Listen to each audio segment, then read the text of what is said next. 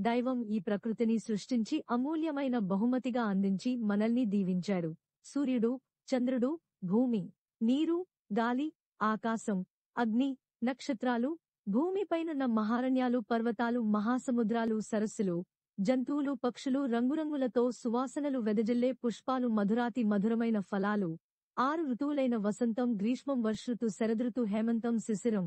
ప్రతి ఋతువు ప్రకృతిలో ఒక ప్రత్యేకమైన మార్పును తెస్తుంది. ప్రకృతితో మనం సమన్వయంగా జీవిస్తూ అందులోని ఆనందాన్ని ఆస్వాదించాలి. ప్రకృతిలో సహజసిద్ధంగా లభించే వస్తువులు అందమైనవి, ఆరోగ్యకరమైనవి. ప్రకృతి మనల్ని సంతోషంగా ఉంచేది, మన హృదయాన్ని మృదువుగా మార్చేది, మనకు తనలా ప్రేమించడం, కరుణించడం అర్థమయ్యేలా నేర్పేది. ప్రకృతి సౌందర్యాన్ని వర్ణించడానికి ఏ భాషలోని పదాలు కూడా సరిపోవు.